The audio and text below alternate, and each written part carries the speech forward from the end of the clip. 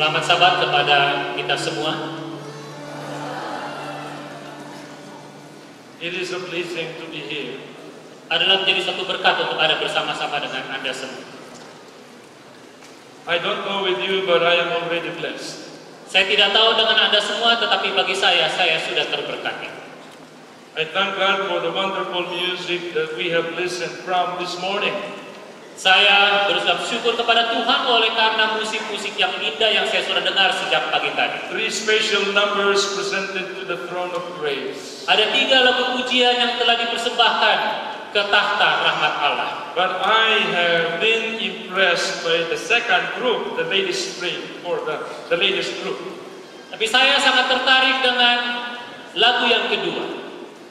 I shed few tears when the theme of their song said, Jesus cares every drop from your eyes for those whom He cares and He loves. Tuhan memperhatikan setiap tetesan air mata bagi orang-orang yang Dia kasihi. Amen?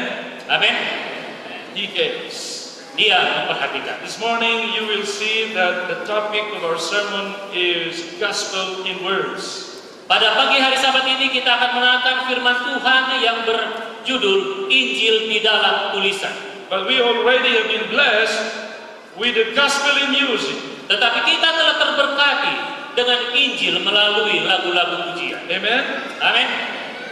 Yes, the gospel in music. Ya, Injil melalui lagu-lagu. As we start our message this morning, let me invite you to open your Bibles in Romans chapter 10, verse 15. Pada waktu kita memulai firman Tuhan pada hari Sabat ini, mari kita membuka dari buku Roma 10 ayat yang ke-15. And how shall they preach unless they are sent? As it is written, how beautiful are the feet of those who preach the gospel of peace, who bring glad tidings of good things. Di sini dikatakan, dan bagaimana mereka dapat memberitakannya jika mereka tidak diutus, seperti ada tertulis, betapa indahnya kedatangan mereka yang membawa kabar baik. I invite you to pray this moment. Mari kita berdoa. Gracious God and our Father in heaven, we praise your name for the privilege of worship.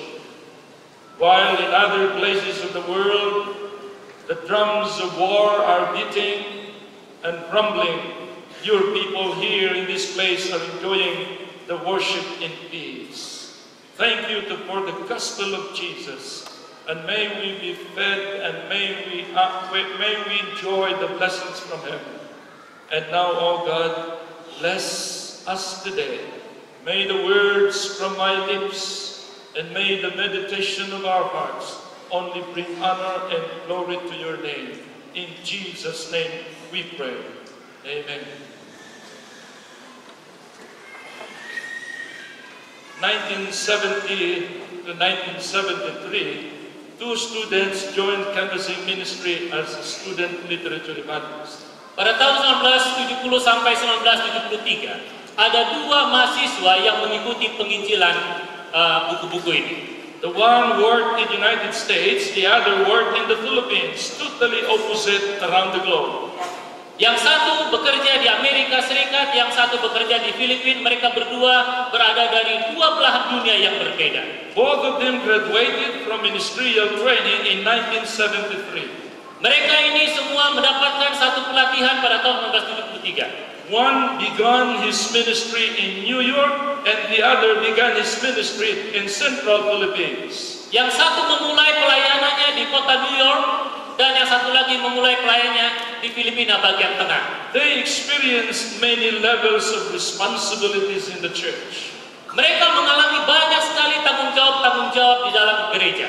One in administration and the other in publishing leadership.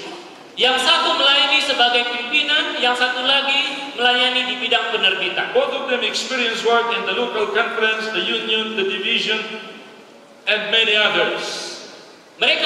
Kedua mereka ini mengalami pekerjaan di gereja mereka, di conference mereka, dan juga di uni mereka, dan di tempat-tempat yang lain. Then one became the president of Review and Herald Publishing Association, and the other became publishing director of Southern Asia Pacific Division.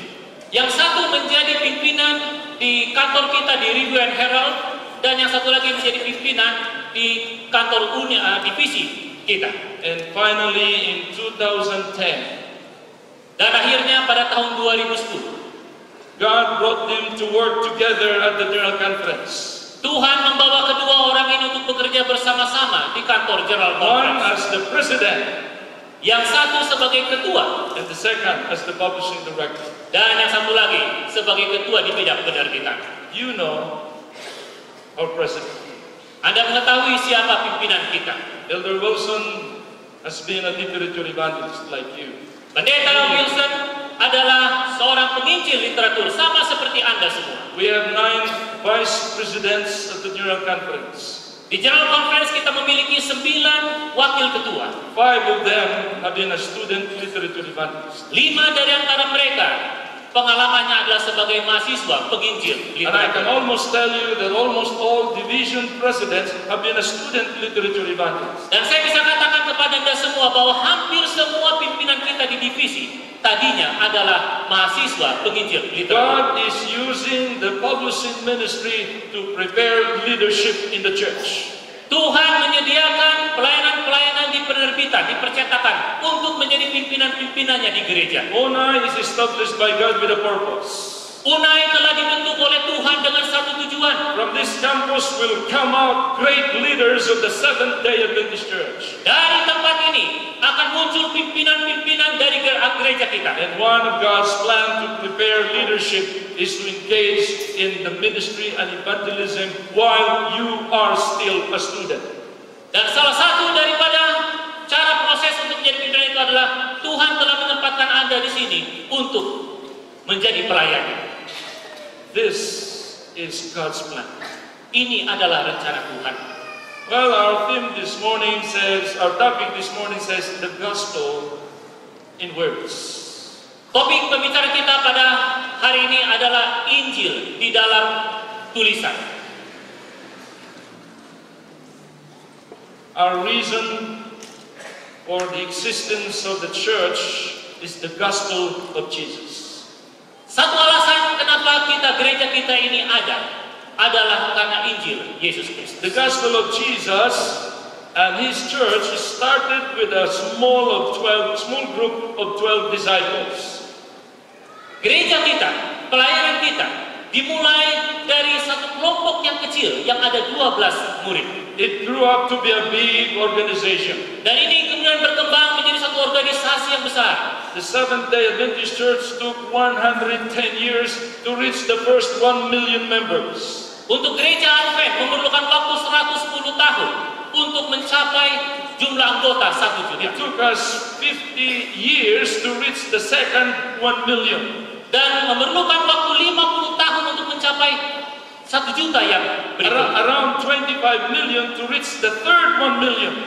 Dan memerlukan waktu 25 tahun untuk mencapai 1 juta yang berikutnya. And then 15 years. Dan kemudian 15 tahun. And then 5 years. 5 tahun. And then 3 years. 3 tahun. And then 2 years. 2 tahun. And praise God, today your church, my church, our church is bringing people to the foot of the cross 1 million each year. Dan puji Tuhan oleh karena gereja Anda, gereja kita pada saat ini membawa umat-umat Tuhan 1 juta setiap tahunnya.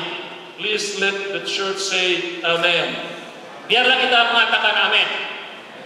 Praise the Lord. Puji Tuhan. Wherever the gospel of Jesus is preached around the globe, people's lives are changed.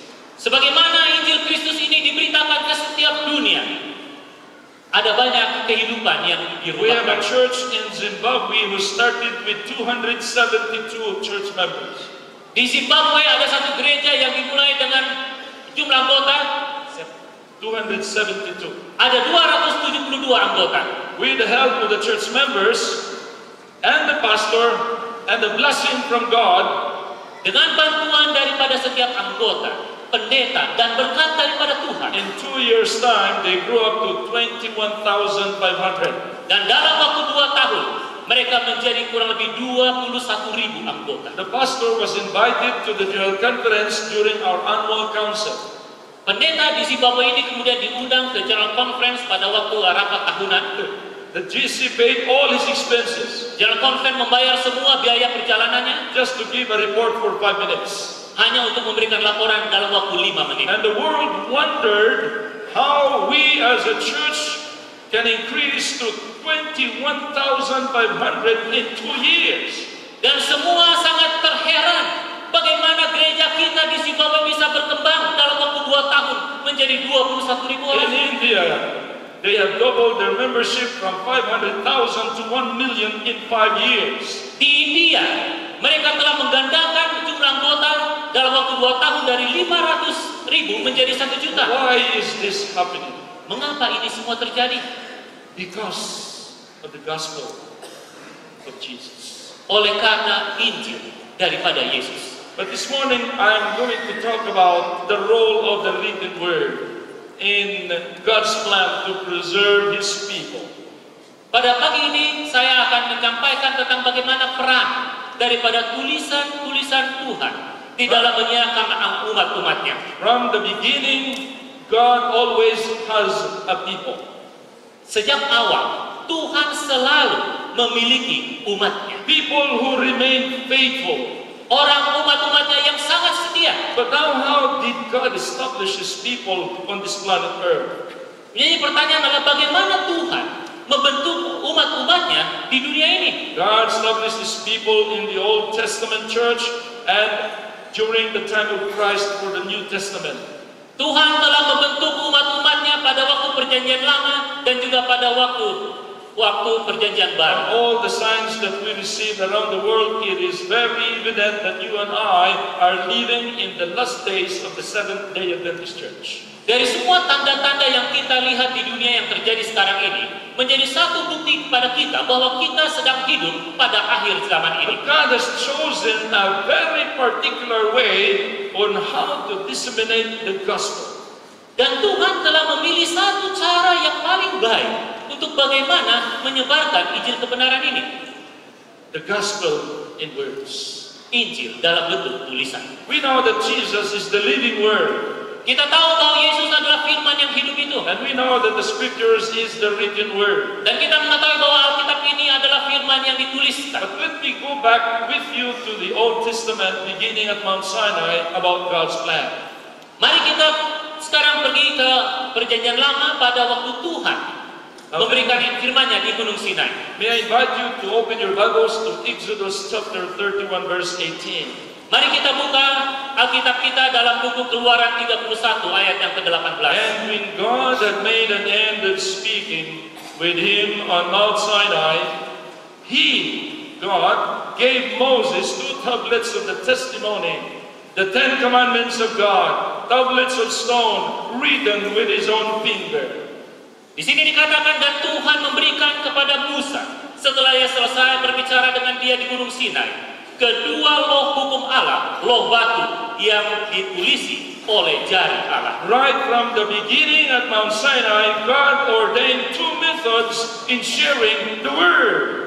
Di Gunung Sinai, Tuhan telah memberikan 2 cara untuk membagikan firman Tuhan. What are they? Apakah mereka itu? Moses, God demonstrated it to Moses. Tuhan telah menunjukkan itu kepada Musa. First, God spoke.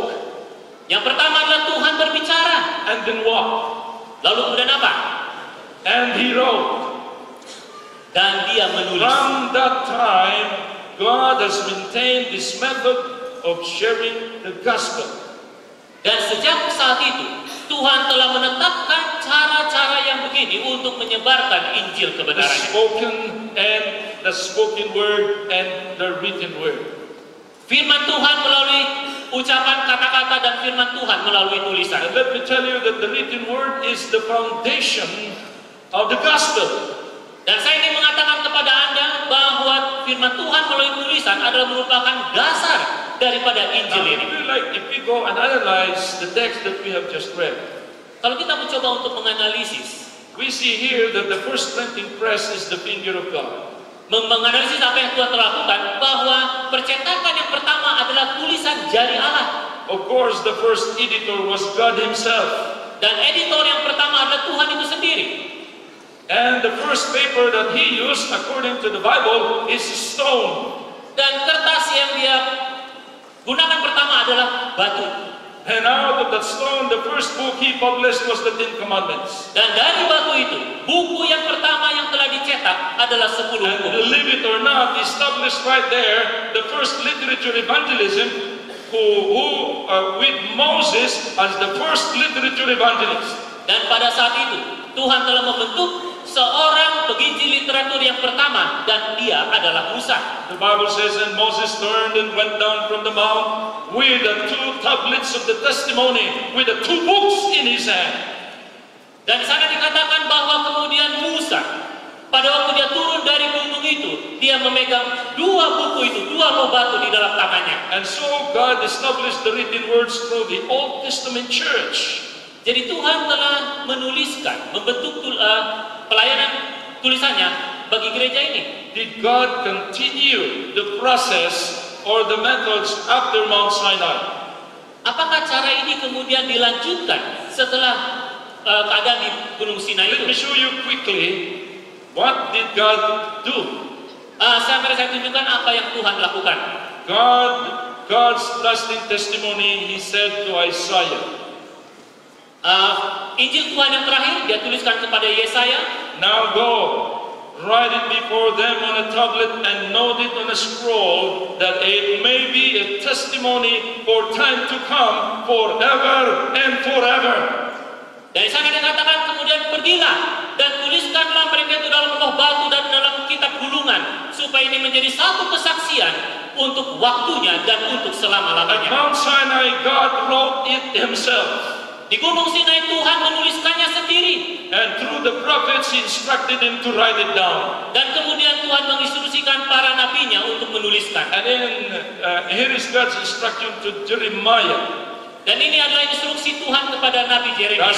Heard God of Israel saying, write in a book for yourself all the words that I have spoken to you.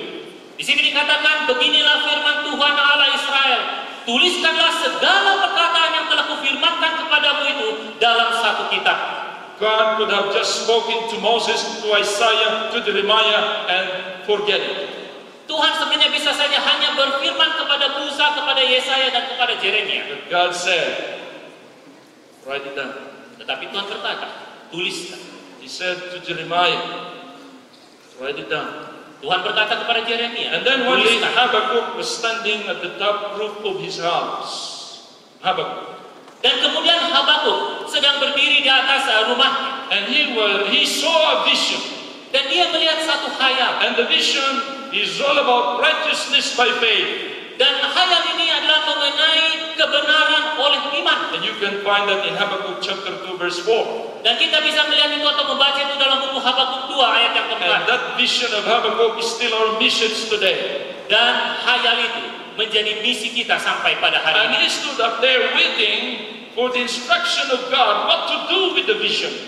Dan Habakuk di situ terus berdiri untuk melihat apa instruksi Tuhan tentang khayal itu. And then God said, Dan kemudian Tuhan berkata, write down the vision. lalu Tuhan menjawab, Tuhan katakan, tuliskanlah. Write it down on tablets. Tuliskanlah itu pada loh batu. Make it plain upon tablets, so that he who will read it will run with the message in his heart. Tuliskanlah itu pada loh batu supaya mereka yang membacanya kemudian akan menyebarkannya. Many years have passed. Tahun bertahun berlalu, We come to Revelation. kita datang kepada buku And Wahyu. John in the island of Patmos said, Dan Yohanes di Pulau Patmos itu berkata, I was in the Spirit on the Lord's day. Saya berada di dalam roh pada hari Tuhan itu. And I heard a loud voice behind me. Dan saya mendengar suara yang nyaring di belakangku. It's so loud, it's like a trumpet. Sangat begitu keras, sama seperti bunyi trompet. And the voice said, listen to me, I am the first, I am the last. Dan suara itu berkata, akulah yang mula-mula, akulah yang akhir. And then God said, dan kemudian Tuhan berkata, what you see? Apa yang kau lihat? What did God say? Apa yang Tuhan katakan? Write it down. Tuliskan. God is serious about the written word. Tuhan sangat serius mengenai firman-firman yang dituliskan. As He is serious about the spoken word. Sama seperti seriusnya Dia dengan ucapan yang Dia sampaikan. What you hear, what you see, God said the same thing. Write it down. Apa yang Anda dengar, apa yang Anda lihat, Tuhan katakan, tuliskan. Beloved, Revelation is full of the written command from God. Saudara-saudaraku yang kekasih di dalam Tuhan, buku Wahyu telah mengikuti perintah buku yang dituliskan. Let me go back a little bit to the New Testament. Mari kita coba untuk melihat kembali kepada perjanjian baru. And look about the theme, Jesus and the written word. Dan kita coba untuk melihat kepada satu tema bagaimana tentang Yesus dan firman-Nya yang dituliskan. During the life of Jesus, evidently the Old Testament was already written. Pada waktu kehidupan Yesus Kristus, bahwa bukti-bukti daripada perjanjian lama atau sejarah-sejarah lama telah dituliskan. But listen to this, the New Testament was just being written with His life, the life of Christ. Tetapi coba dengar ini, bahwa perjanjian baru telah dituliskan dengan kehidupannya. How did God use what already was existing written words in His ministry? Bagaimana Tuhan menggunakan apa yang telah dituliskan menjadi Dia punya pelayanan? First, we are told that Jesus studied the Scripture. Yang pertama yang kita dengar atau kita ketahui adalah bahwa Yesus mempelajari firman Tuhan. And then He quoted the Scripture. Dan kemudian dikatakan bahwa Dia mengutip firman Tuhan. After Christ's baptism, Setelah Kristus dibaptis, He went to a far place to Yep. pray. Dia pergi ke satu tempat untuk berdoa. And the Bible says that He fasted for 40 days and 40 nights. Dan Alkitab mengatakan bahwa Dia kemudian berpuasa selama 40 hari dan 40 And malam. probably just before the end of His fasting, He felt so hungry. Dan mungkin pada akhir daripada masa puasa itu, Yesus merasa lapar. And the enemy came by. Dan musuh itu kemudian datang. And he said, if you are the Son of God, turn the stone into bread and eat for yourself. Musuh itu berkata, jika engkau adalah anak Allah, rubahkanlah batu itu menjadi roti dan makanlah untuk dirimu. What was Jesus' response? Apakah yang menjadi respon atau jawaban daripada Yesus? It is written. Jawaban daripada Yesus adalah ada, tertulis. That is the power of the spoken and the written word. Itu adalah kuasa daripada firman yang diucapkan dan firman yang dituliskan. And the Bible says that the enemy went away. Dan Alkitab berkata bahwa musuh itu kemudian pergi. But Satan did not give up. Tapi setan tidak menyerah. After 40 days, Jesus was brought into a pinnacle of the temple. Setelah 40 hari kemudian Yesus dibawa ke puncak daripada Ka'bah. If you go to Jerusalem and see the temple, you can see there the highest point of the temple. Jika Anda berkesempatan untuk pergi ke Yerusalem lalu kemudian melihat Ka'bah itu, dan Anda akan melihat satu tempat yang tertinggi dari And Ka'bah. the enemy said, if you really is the Son of God as you claim, Dan kemudian setan berkata, kalau kau betul adalah anak Allah sebagaimana yang kau telah katakan, you jump because the angels of heaven will prevent you from being hurt. setan berkata, lompatlah dan malaikat Tuhan akan menjaga engkau supaya engkau tidak terluka. What was Jesus' response? Apakah yang menjadi jawaban daripada Yesus? What did He say? Apa yang dia katakan? It is written. Telah tertulis. The devil did not give up. Setan tidak menyerah. According to the Bible, one day Jesus was brought, I don't know how, brought into one of the highest mountain in Israel, in Jerusalem. Pada waktu itu dikatakan kita tidak tahu bagaimana caranya, tetapi setan membawa Yesus ke satu tempat yang paling tinggi di Yerusalem. And he showed Jesus the sprawling city below them. Dan kemudian setan menunjukkan kepada Yesus kota Yerusalem yang begitu gemerlapan. And the devil said, dan setan yang berkata, if you will bow to me, just simple bow, kalau kau menyembah kepada saya, hanya bersujud sedikit saja, I will give to you all what you can see. Saya akan berikan kepada engkau semua yang kau lihat pada saat ini. And Jesus said the same thing. Dan Yesus berkata hal yang sama. It is written.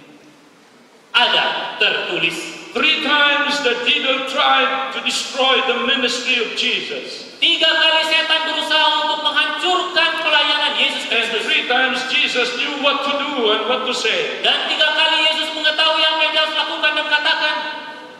It is written, it is written, it is written. Ada tertulis, ada tertulis, ada tertulis. My beloved, it is written. Saudara-saudaraku yang kekasih, ada tertulis. Yes, Jesus said, it is written.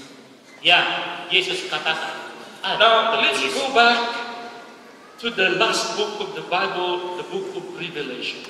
Mari kita lihat kepada buku yang paling akhir daripada Alkitab kita, yaitu buku Wahyu. God's final warning message to the church and to the world. Pekabaran akhir daripada Tuhan kepada dunia ini. We always preach about Revelation 14. Kita selalu membaca buku Wahyu pasal yang But ke-14. may I invite you this morning to look at it from different perspective.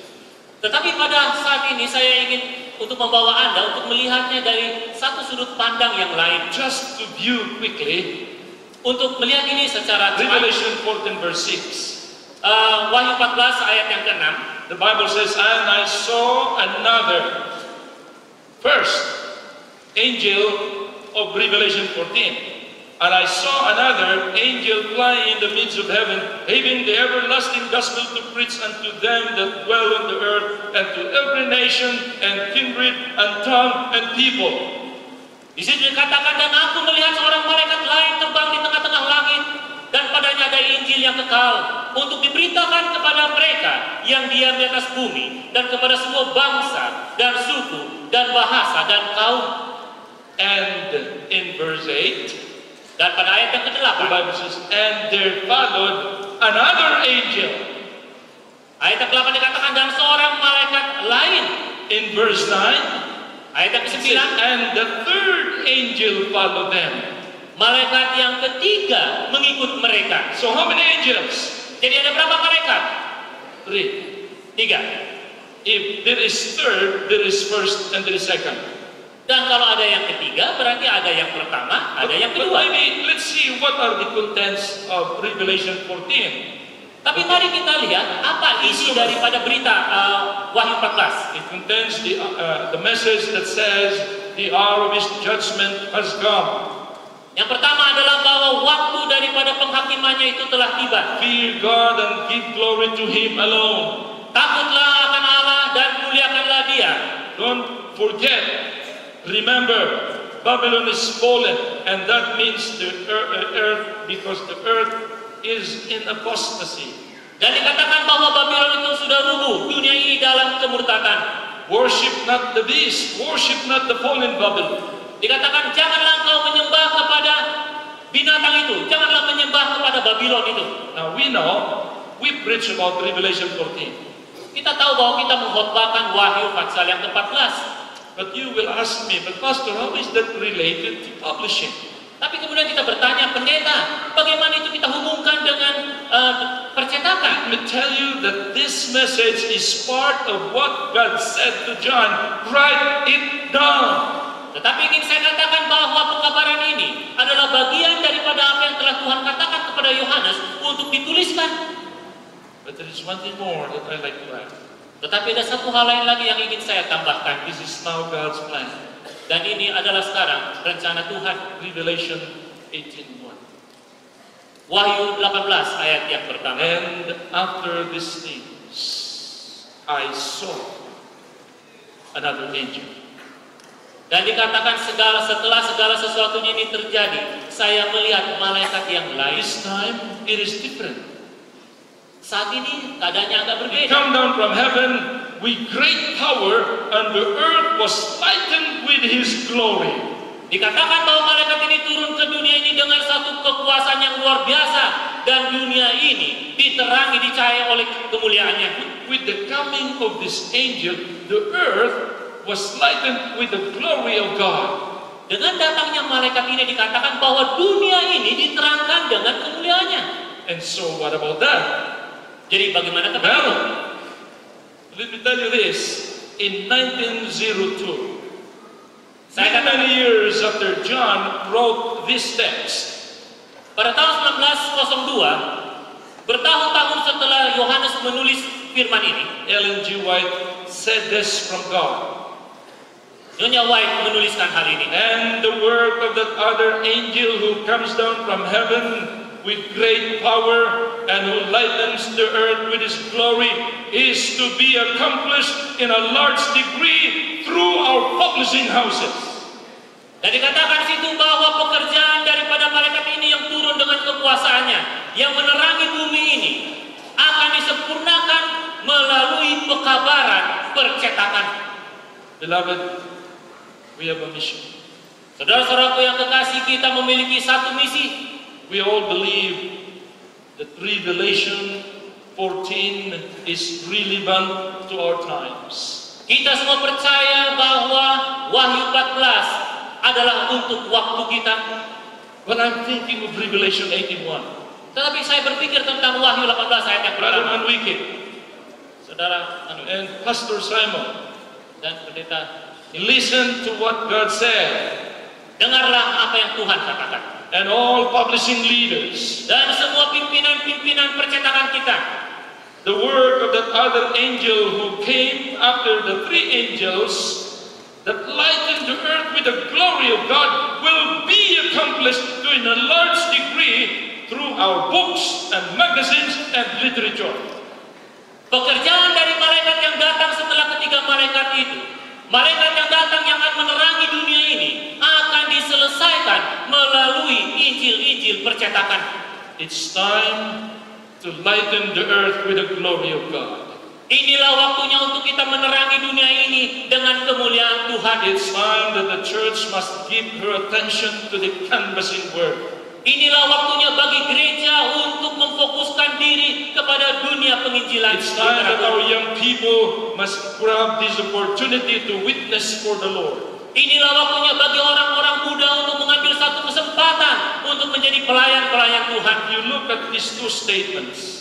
Kalau kita melihat kepada dua pernyataan ini, One from John the Revelator, satu dari Yohanes and yang the dikasih, other from Ellen White, dan yang satu lagi dari Nyonya White. with many years in between. Jarak mereka berjauhan sekali. It is very clear that the same mandate came from one source, our God. Kita yakin bahwa mandat yang Tuhan berikan kepada dua orang ini adalah datangnya daripada Tuhan. Amen? Amin. Let the church say amen. Mari kita mengatakan amin. We have a mission. Kita memiliki satu misi. Now, after Revelation 18:1, Setelah buku Wahyu 18 ayat yang pertama, this is followed by God's final call. ini kemudian diikuti dengan panggilan Tuhan yang terakhir. Revelation 18:4. Wahyu 18 ayat yang keempat. The same angel, Malaikat yang sama with another voice. dengan suara yang lain, And this time, what did the angel say? dan kemudian apa yang malaikat ini katakan sekarang? Come out of her, my people. Keluarlah dari dia, umat-umatku. I tell you, my brothers and sisters, when I think about this responsibility in the publishing ministry, many times I bend my knees pleading for God's wisdom. Saudara-saudaraku, setiap kali saya membacakan ayat ini dan pelayanan ini, saya bertelut dan kemudian saya menghadap kepada Tuhan. God will use the literature ministry in a large degree to call the people of God from the world. Tuhan akan menggunakan penginjil-penginjil literatur ini untuk membawa semua orang keluar dari dunia ini.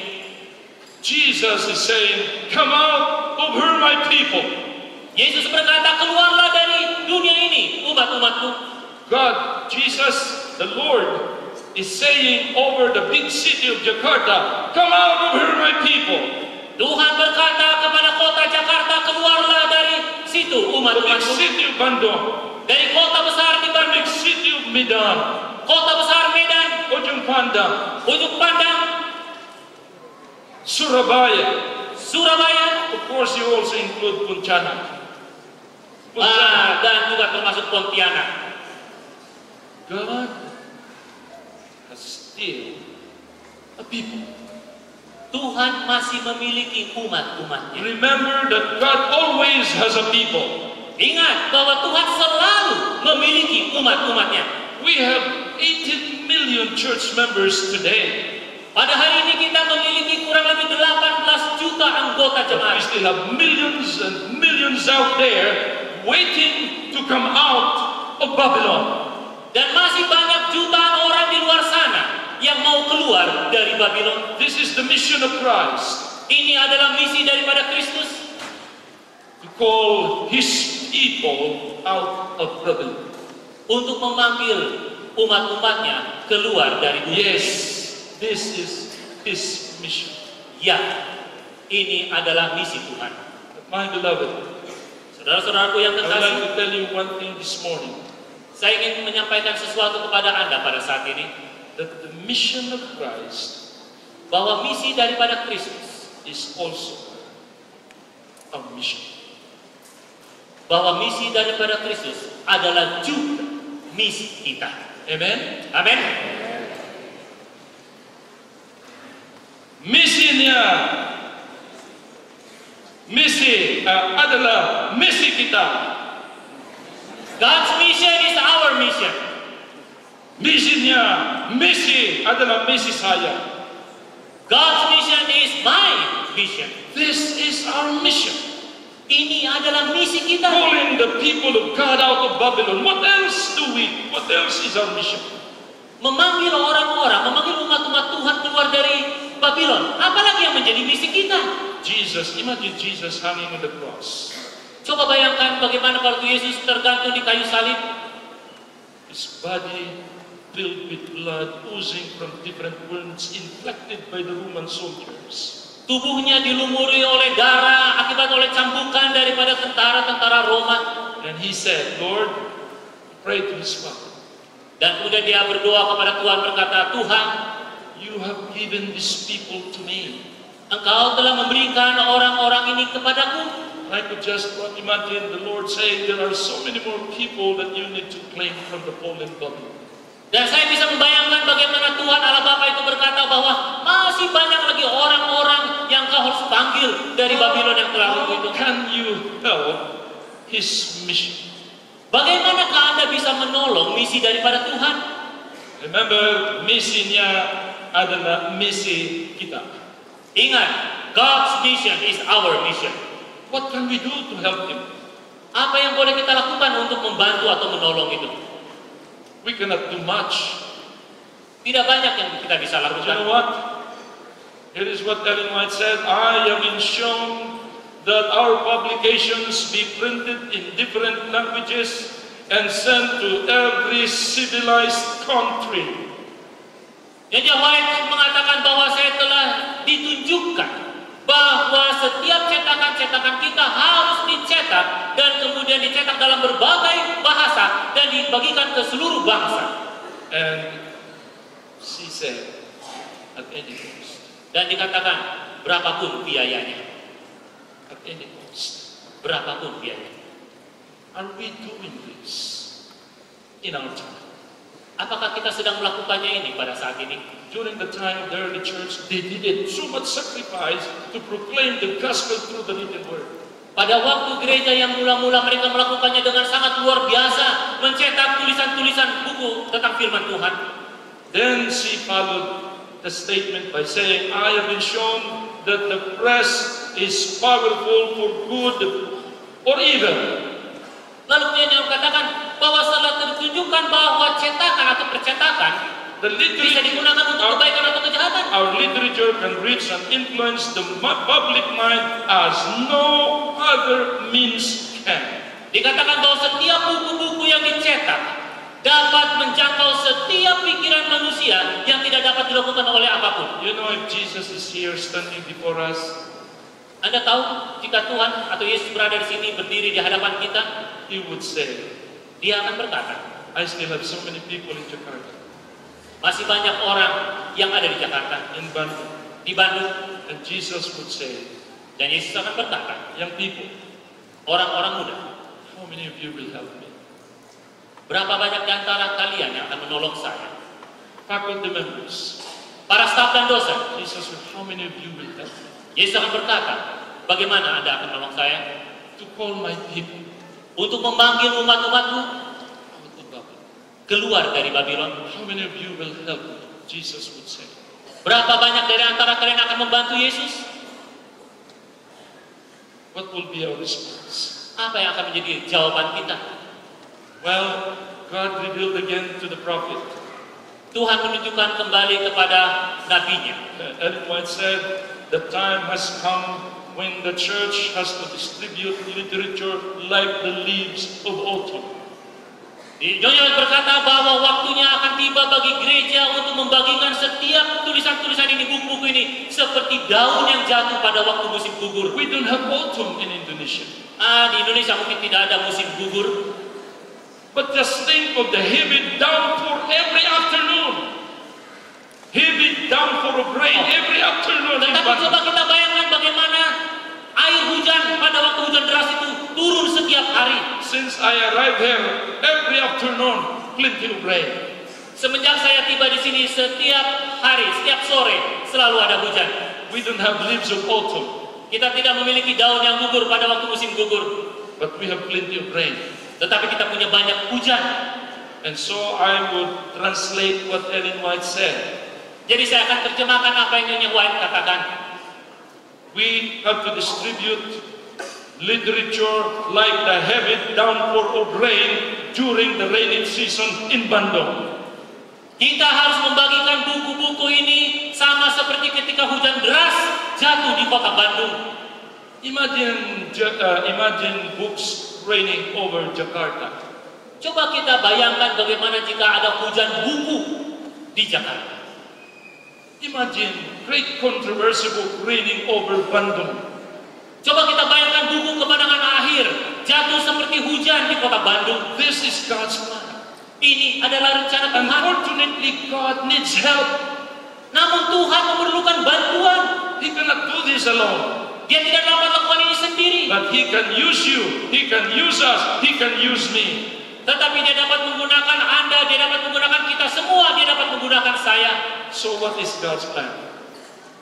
Well, demikian apa rencana Tuhan? Let's go back to the text that we read at first. Mari kita buka kepada ayat yang kita telah baca tadi. When I was a young man in school, Pada waktu Pendeta Fabio seorang muda di sekolah, this is my favorite text. ini adalah menjadi ayat I kesenangannya. was in high school, I was in college, I like this text. Pada waktu dia berada di sekolah menengah, pada waktu dia ada di perguruan tinggi, dia sangat senang sekali dengan ayat ini. As if Jesus is telling me, hey, young man, study to show yourself approved unto God, and be a workman that need not to be ashamed. And later it says, rightly dividing the word of truth. Seakan-akan Tuhan berkata kepadanya, dikatakan usahakanlah supaya engkau layak di hadapan Allah sebagai seorang pekerja yang tidak usah malu, yang berterus terang memberitakan perkataan kebenaran itu. Young people, Orang-orang mudaku, we are here in Onai with a mission. kita semua berada di Unai ini dengan satu misi. God has a purpose for bringing you here. Tuhan memiliki satu tujuan untuk membawa Anda ke tempat ini, Into a Seventh-day Adventist school who believe in the gospel of Jesus. ke sekolah gereja Masih Menarik 7 yang percaya kepada Injil daripada Yesus. To call God's people outside rather from Babylon. Untuk memanggil umat-umat Allah yang lain keluar dari What Babylon. does this mean? Apa artinya semua ini? What do you mean by saying dividing the word of truth? Apa yang dimaksudkan dengan memberitakan perkataan kebenaran itu? It means sharing the truth in words.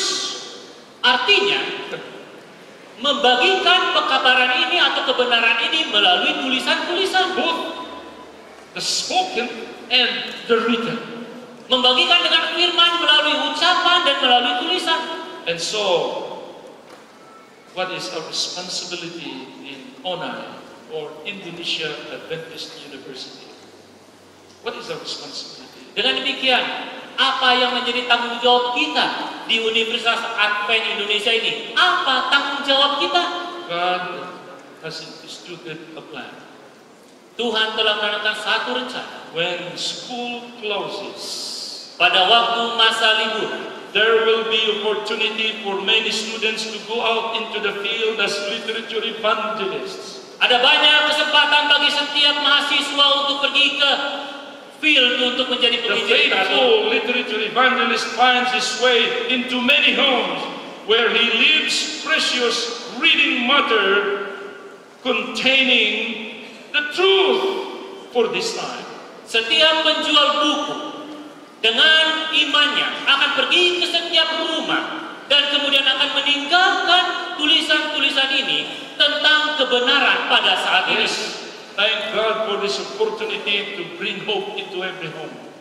Bersyukurlah kepada Tuhan oleh karena kita memiliki satu kesempatan untuk membawa kebenaran kepada setiap rumah. Membawa kebenaran rumah ke rumah sampai terakhir rumah. Amin. This is our mission. Ini adalah misi kita. Let me tell you a story. Mari saya menceritakan satu cerita.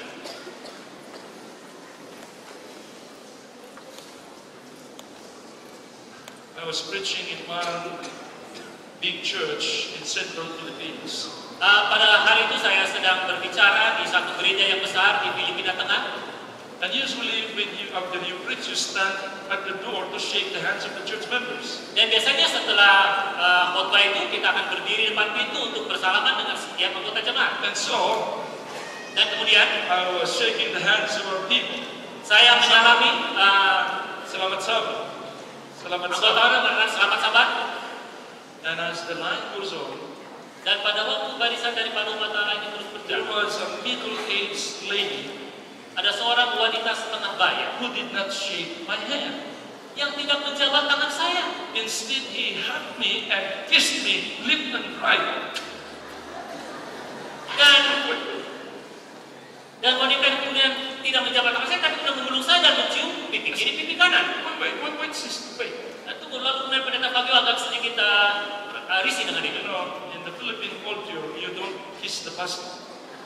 Di dalam budaya Filipina, Anda tidak akan mencium pendeta. But he did not mind. Tetapi wanita yang tidak pedulikan. I said, sister, could you stand here by the side? After I shook hands with all the members, I will come to you and will talk with you. Lalu kemudian pendeta Fabio katakan, Nyonya, bolehkah berdiri di sini? Nanti setelah semua anggota bersalaman, saya akan berbicara dengan Anda. Can you still hear me? Masih bisa dengar? After all the lines, all the people passed by, Setelah semua anggota jemaat itu kemudian lewat, I pulled him to the side. kemudian pendeta Fabio membawa wanita ini ke pinggir. Right there at the middle of the line, she shouted, Pastor, do you remember me? Di tengah-tengah kerumunan ini mereka berkata, pendeta, apakah engkau ingat saya? So many people thought that she was my probably sweetheart when we were young. Banyak orang mungkin mengira bahwa wanita itu adalah mungkin kekasih saya atau pacar saya pada waktu saya muda. I said, sister, please stand aside. I will talk with you later. Lalu pendeta Fabio katakan, coba dulu di situ aja berdiri, nanti saya akan bicara dengan Anda. Now, when we were alone, she said, Pastor, do you remember me? Lalu pada waktu mereka berdua, wanita ini berkata, pendeta, apakah engkau mengenal saya atau ingat kepada saya? Sorry, I think I cannot. Pendeta mengatakan, aduh maaf, saya tidak kenal atau tidak ingat. At that time, I was still in the division. Pada waktu itu pendeta Fagel masih bekerja di kantor divisi. And then she said, 15 years ago, Lalu kemudian wanita berkata, 15 tahun yang lalu, you came to my house. engkau datang ke rumah saya. You were a student from Mountain View College. Anda adalah mahasiswa dari Mountain View And College. you showed me a book, Great Controversy and Desire of Ages. Anda menunjukkan kepada saya buku kemenangan ayu dan buku kerinduan segala zaman. And let me tell you, Pastor, Saya ingin katakan kepada here mereka, is my family, my daughter, my grandchildren. ini keluarga saya, anak putri saya, cucu-cucu saya. All of them now members of the Seventh-day Adventist Church because of those books. Mereka semua menjadi anggota jemaat gereja Masih Martuju oleh karena buku-buku itu. Amen? Amin. Praise God. Puji Tuhan. And then it's my time to hug her. Dan kemudian waktu bagi pendeta Fagel untuk memeluk. What a blessing. Suatu berkat. 15 years later. 15 tahun kemudian. But that is not the whole story. Tapi itu bukan keseluruhan daripada cerita At itu. that moment that we met with this woman, Pada waktu pendeta Fagel bertemu dengan wanita, then I remembered when I was 7 years old. 7 years old. lalu kemudian saya teringat pada waktu saya berusia 7 tahun. 2 ladies came to our house. 2 wanita datang ke rumah saya, Literature evangelists. penginjil literatur. My family was a very devout Catholic. Keluarga saya adalah keluarga Katolik. And I tell you, they sing in the morning, they stayed in our house.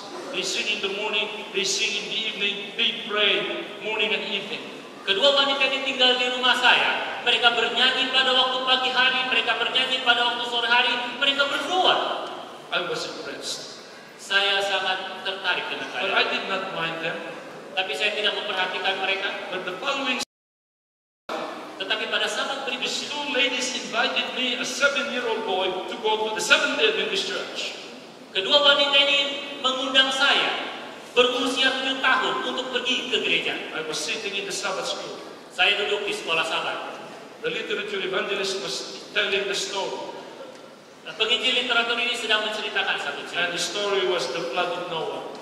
Dan cerita itu mengenai air bah Nuh. I tell you, it struck me in my heart. Pada saat itu saya sangat dikuatkan. I said to myself, Saya berkata kepada diri saya, I should be inside the ark. saya harus berada di dalam bangkai And itu. that was the beginning. Dan itulah merupakan satu awal. Then the church every Sabbath. Saya mengikuti gereja setiap hari Sabat. And when I was 12 years old, Dan ketika pendeta Fagel ini berusia 12 tahun, I gave my heart to Jesus. saya menyerahkan hati saya kepada Yesus. Now it's my responsibility to tell my 11 members of the family about the gospel that I have learned. Dan sekarang merupakan satu tanggung jawab saya untuk memberitahukan kepada 11 anggota gereja itu apa yang telah saya pelajari. So I went to high school I went to the academy, our Seventh-day Adventist school. Lalu kemudian Fagel pergi ke sekolah menengah Advent, I went to the college masuk ke perguruan tinggi in our school, di sekolah kita, and I keep communicating with my family. dan saya terus berkomunikasi dengan keluarga saya. Praise God. Puji Tuhan. First, Yang pertama, my mother was baptized. ibu saya dibaptis. Then my father. Kemudian ayah saya, Then my brother. kemudian abang saya, Then my sister. kemudian saudara All perempuan my saya, brothers. dan semua Then my saudara uncles. saya. And aunties. Oh, dan kemudian paman, bibi saya, Including my grandmother. dan termasuk nenek saya. 14 members of the family became Seventh-day Adventists because of 2 lady literature evangelists. 14 anggota keluarga saya menjadi anggota gereja Masih oleh karena kedua wanita penginjil literatur itu. When I will be in heaven, Pada waktu saya nanti berada di surga, the first person I'm going to look for are those 2 literature evangelists. orang yang pertama yang akan saya cari adalah kedua penginjil literatur itu. This is what happens when we leave the written word into the rooms. Inilah yang akan terjadi pada waktu kita meninggalkan setiap tulisan firman Tuhan di rumah-rumah. Today there are 3 ordained pastors in the family. Sekarang di keluarga saya ada 3 anggota keluarga yang adalah pendeta. The literature evangelist is dead. Penginjil literatur itu sekarang sudah meninggal. She doesn't know where I am now. Dia tidak tahu di mana saya berada sekarang. But she will remain in my heart. Tetapi penginjil literatur akan tetap berada di dalam hati saya. Amen? Amin. I know that many of you will have the same experience. Saya tahu bahwa di antara kalian memiliki banyak pengalaman. Now we know that Revelation 18:1 is another angel that John saw. Kita mengetahui bahwa di dalam buku Wahyu 18 ayat 1 adalah malaikat lain yang Yohanes lihat. And if we follow the reckoning, the angel of Revelation 1 is the 4th angel.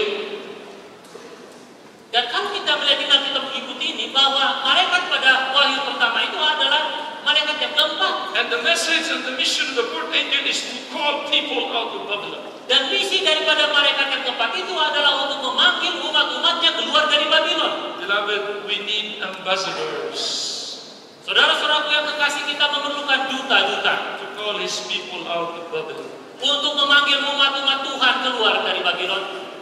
Jesus is calling. Yesus sedang memanggil. Yes, we would like to have as many students to become ambassadors of Revelation 18. Ya, kita rindu untuk memiliki lebih banyak mahasiswa untuk menjadi duta-duta di dalam buku Wahyu 18. You like to be ambassadors of the 4th angel? Apakah Anda mau menjadi duta-duta daripada malaikat yang keempat itu? Amen. Amin. God is calling for ambassadors of the 4th angel. Tuhan sedang memanggil duta-duta dari malaikat yang keempat itu. I would like to give a new name to our literature evangelist this morning. Saya ingin memberikan nama yang baru bagi penginjil literatur pada saat ini. All those of you who will join the ministry and carry the books to the people during the summer vacation. Bagi Anda semua yang akan pergi untuk membagikan firman Tuhan pada waktu liburan ini, Will be called ambassadors of the 4th angel. akan disebutkan dengan duta daripada malaikat yang keempat. Amen. Amin. Ambassadors of the 4th angel. Menjadi duta besar dari malaikat yang keempat. In our time, Pada waktu kita, the end time history of our church, pada waktu akhir daripada sejarah gereja just kita, before our Lord Jesus will come, sebelum kedatangan Tuhan yang kedua kali, ambassadors of the 4th angel. duta besar dari malaikat yang keempat. Lastly, why do we need literature evangelists? Why do we? Can God not finish the work by himself? Yang terakhir, kenapa Tuhan memerlukan penginjil literatur? Bukankah Tuhan bisa melakukan atau menyelesaikan pekerjaan ini sendiri? God has a plan. Tuhan memiliki satu We rencana. need young people to go from family to family carrying the message of God. Tuhan memerlukan orang-orang muda untuk pergi dari satu keluarga kepada keluarga yang lain untuk menyampaikan firman Tuhan. And as you go from house to house, Dan pada waktu Anda berjalan dari satu rumah ke rumah yang lain, you will converse with the people. Anda akan berbicara, bercakap-cakap dengan And banyak orang. you will carry with you the fragrance of the life of Jesus. Dan Anda akan membawa bau-bauan yang harum daripada kehidupan Yesus. Ambassadors of the 4th angel, we have a mission to carry the fragrance of Christ's character. Para duta besar malaikat yang keempat, kita memiliki satu misi untuk membawa bau-bauan yang harum daripada Tuhan kita Yesus The Kristus. people will know Orang-orang yang Anda ketahui, the gospel Injil in words. melalui tulisan. I'll tell you the last story. Saya ingin menceritakan cerita itu. Nah, ini tidak boleh dilewat. This happened in South Brazil. Ini terjadi di Brazil Selatan. This family is the family of Pastor Balder Bram, a Protestant minister. Nah, cerita ini adalah tentang satu keluarga daripada keluarga pendeta Protestan, keluarga Balder Bram. One day, a young man, a student from our university, sold him a book, The Great Controversy. Pada satu hari, mahasiswa kita dari perguruan tinggi kita menjual kepada pendeta ini buku Kemenangan Akhir. The wife started reading the book. Istri daripada pendeta ini mulai membaca buku itu. One evening, Pada suatu sore, she told her husband, dia berkata kepada she suaminya. said, "Dad, you need to read this book." Istri ini berkata, engkau harus membaca buku ini. Honey, I'm too busy. Sayang, saya terlalu sibuk. The following evening, Sore berikutnya, honey, you need to read this book. istri ini berkata, sayang, engkau harus membaca buku ini. You know, time, I'm preparing my sermon for Sunday. Saya nggak punya waktu, saya sedang menyiapkan firman saya atau khotbah saya untuk hari But Minggu. the wife is saying, you need to read this book. Tetapi istrinya kemudian terus berkata bahwa engkau perlu membaca buku ini. You know, sometimes our wives are very insistent. Kadang-kadang kita tahu bahwa istri-istri kita sangat keras You kepala. know, do this, drink this, eat this. Selalu katakan, lakukan ini, makan ini, minum ini. And the pastor said, okay, give me that book.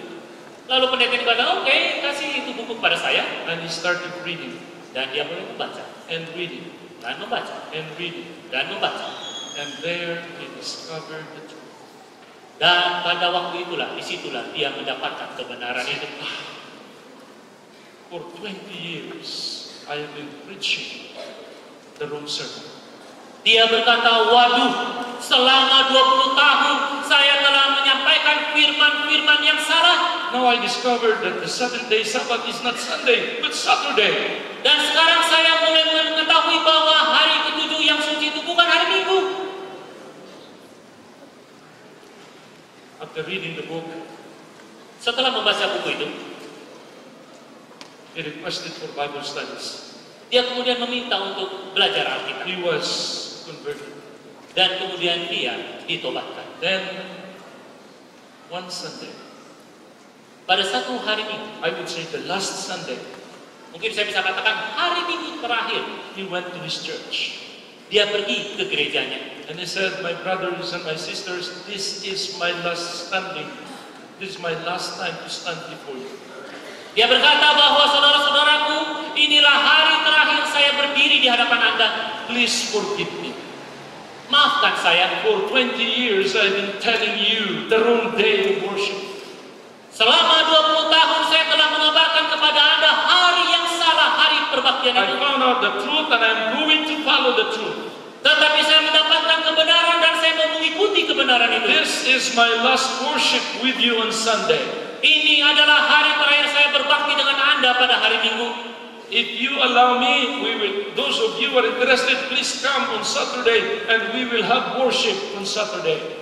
Dan jika Anda mengizinkan, datanglah bersama-sama dengan saya pada hari Sabat. Kita akan sama-sama berbakti. Many of his church members followed him.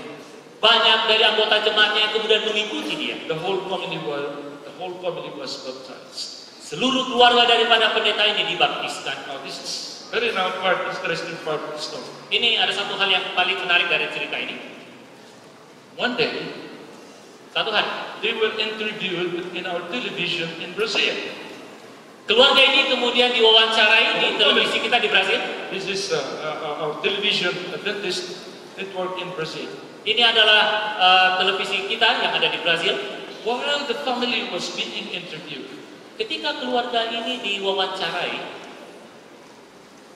the young man, the student, who is now a new pastor in the north, was watching the television.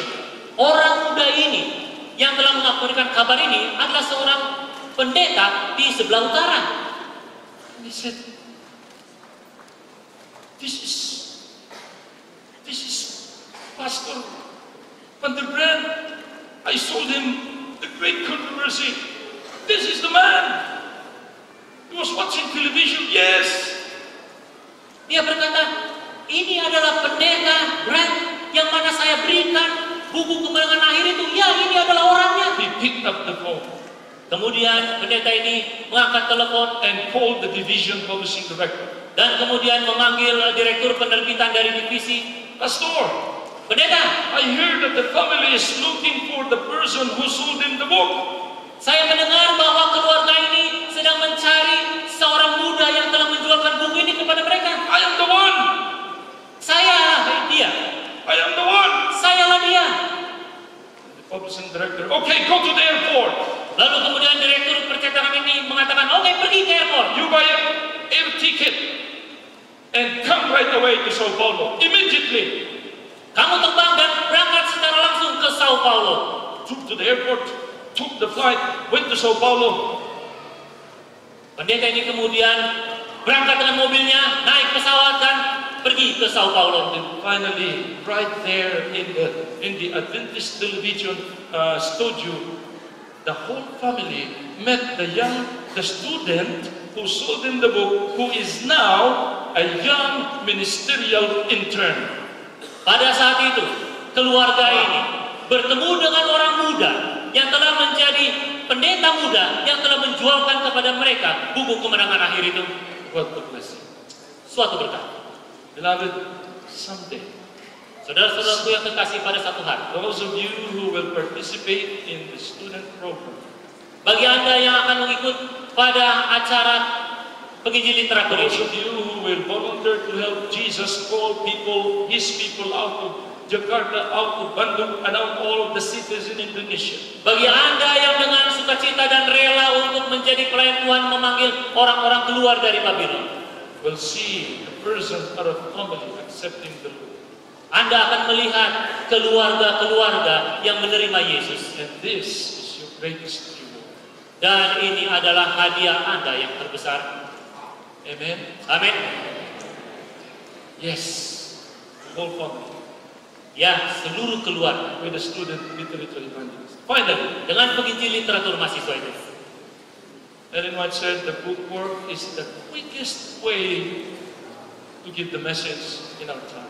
Nyonya White berkata bahwa pekerjaan melalui buku-buku ini ada satu cara yang tercepat pada akhir zaman ini. Then we can see Dan kemudian kita akan melihat, the Son of Man coming from the clouds of heaven. kita akan melihat anak Allah itu datang di awan-awan Claim his people, untuk mengambil umat-umatnya, including those whom you are going to call with Jesus out of the tomb. termasuk Anda-Anda yang telah memanggil umat-umat Allah keluar dari dunia ini. Scripture says, Firman Tuhan berkata, he who testifies to this thing says, yes, I am coming soon. Jesus said. ia yang memberi kesaksian tentang semuanya ini berfirman, ya, aku datang segera, kata Tuhan. And God's people answered. Dan umat-umat Tuhan menjawab, Amen. dan menjawab, amin. Can we say that? Boleh kita katakan itu? Amen. Come, Lord Jesus. Amin, datanglah Yesus. Say it together. Let it begin. Amen. Come, Lord Jesus. This is our prayer. Ini adalah doa. This is our mission. Ini adalah misi. Ingatlah, misinya adalah misi kita. Remember, His mission is our mission. Jesus is inviting you this morning. Yesus mengundang Anda pada saat ini. How many of you would like volunteer to help Jesus call people out of Babylon? Berapa dari antara Anda yang mau dengan sukarela untuk memanggil umat-umat Tuhan keluar dari Babylon? Raise your hands. Boleh saya melihat tangan-tangan Anda? Yes. Ya, Thank you, Lord. terima kasih orang-orang muda. God bless you Tuhan memberkati Anda. today and every day and forever. Tuhan akan memberkati Anda hari ini, setiap hari, dan selama-lamanya.